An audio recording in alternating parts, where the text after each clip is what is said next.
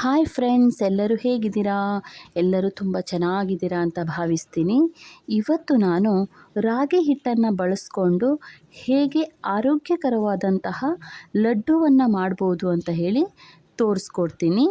ಇದು ಮಾಡೋದು ತುಂಬಾ ಸುಲಭ ಮತ್ತು ರುಚಿ ಕೂಡ ತುಂಬಾ ಅದ್ಭುತವಾಗಿರುತ್ತೆ. ಇದು ಆರೋಗ್ಯಕ್ಕೆ ತುಂಬಾ ಒಳ್ಳೆಯದು. ಬನ್ನಿ ಫ್ರೆಂಡ್ಸ್, ಹೇಗೆ ಮಾಡೋದು ಅಂತ ನೋಡೋಣ.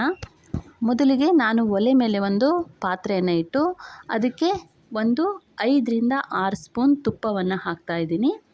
ತುಪ್ಪ ಬಿಸಿ ಆದಮೇಲೆ ಅದಕ್ಕೆ ಚಿಕ್ಕದಾಗಿ ಕಟ್ ಮಾಡಿ ಇಟ್ಕೊಂಡಿರುವಂತಹ ಬಾದಾಮಿ ಮತ್ತು ಗೋಡಂಬಿಯನ್ನು ಸೇರಿಸ್ತಾ ಇದ್ದೀನಿ. ಇದನ್ನು ಚೆನ್ನಾಗಿ ಫ್ರೈ ಮಾಡ್ಕೋಬೇಕು. ಇದು ಚೆನ್ನಾಗಿ ಫ್ರೈ ಆದಮೇಲೆ ಇದನ್ನು ಒಂದು ಪಾತ್ರೆಗೆ ಎತ್ತಿಡ್ತಾ ಇದ್ದೀನಿ.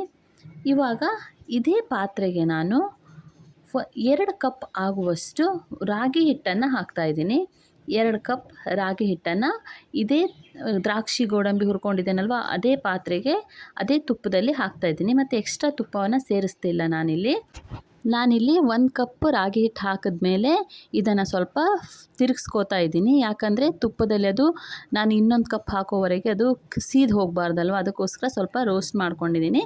ಇವಾಗ ಇನ್ನೊಂದು ಕಪ್ ರಾಗಿ ಹಿಟ್ಟನ್ನು ಆ್ಯಡ್ ಮಾಡಿ ಇದನ್ನು ಕನಿಷ್ಠ ಒಂದು 20 ನಿಮಿಷನಾದರೂ 15ರಿಂದ 20 ನಿಮಿಷನಾದರೂ ನೀವು ಸಣ್ಣ ಉರಿಯಲ್ಲಿ ಇದನ್ನು ತುಪ್ಪದಲ್ಲಿ ಚೆನ್ನಾಗಿ ರೋಸ್ಟ್ ಮಾಡ್ಕೋಬೇಕಾಗುತ್ತೆ. ಚೆನ್ನಾಗಿ ತಿರುಗಿಸ್ತಾ ಇರಬೇಕಾಗುತ್ತೆ. ಸಣ್ಣ ಉರಿ ಇಟ್ಕೊಂಡು ಇದನ್ನು ಸ್ವಲ್ಪ ತಾಳ್ಮೆಯಿಂದ ನಿಧಾನಕ್ಕೆ ಒಂದು 15ರಿಂದ 20 ನಿಮಿಷ ನೀವು ಚೆನ್ನಾಗಿ ಫ್ರೈ ಮಾಡಿಕೊಂಡ್ರಿ ಅಂದರೆ ಲಡ್ಡು ತುಂಬಾ ಚೆನ್ನಾಗಿ ಬರುತ್ತೆ.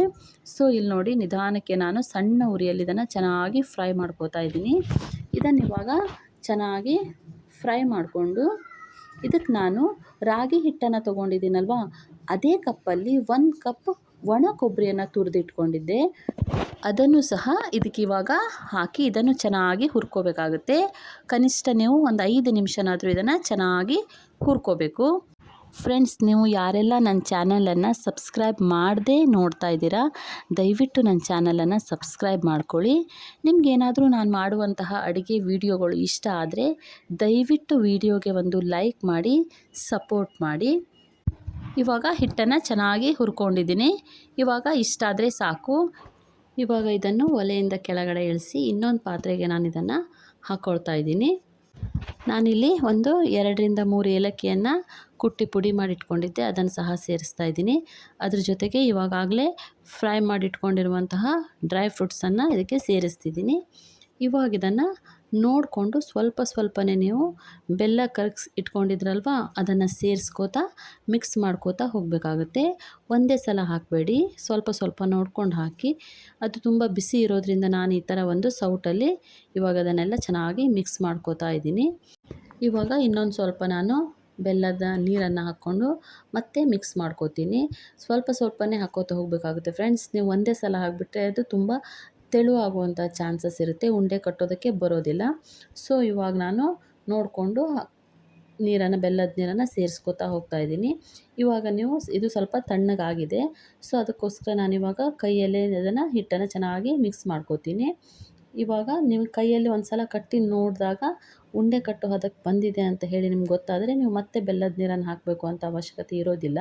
ನಿಮಗೆ ಗೊತ್ತಾಗುತ್ತೆ ಕಟ್ಟಿದಾಗ. ಇಲ್ಲಿ ನೋಡಿ, ಇವಾಗಿದು ಕರೆಕ್ಟ್ ಹದಕ್ಕೆ ಬಂದಿದೆ. ಇವಾಗ ನೀವು ಉಂಡೆಯನ್ನು ಕಟ್ಟಿದ್ರೆ ಎಷ್ಟು ಚೆನ್ನಾಗಿ ಉಂಡೆ ಕಟ್ಬೋದು ಅಂತ ಹೇಳಿ. ಇಲ್ಲಿ ನೋಡಿ ಫ್ರೆಂಡ್ಸ್, ಒಂದು ಸ್ವಲ್ಪನೂ ಒಡೆಯೋದಿಲ್ಲ, ಏನಿಲ್ಲ.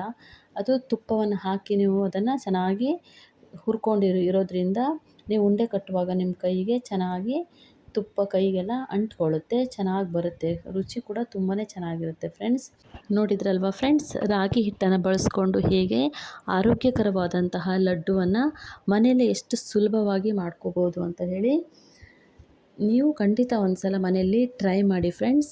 ನಿಜವಾಗ್ಲೂ ಇದು ನಮ್ಮ ಮಕ್ಕಳ ಆರೋಗ್ಯಕ್ಕೆ, ದೊಡ್ಡವರಿಗೆ, ಚಿಕ್ಕ ಮಕ್ಕಳಿಗೆ ಎಲ್ಲರಿಗೂ ತುಂಬಾ ಆರೋಗ್ಯಕ್ಕೆ ಒಳ್ಳೆಯದು ರಾಗಿ.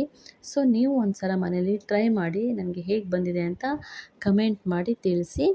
Thank you friends, bye.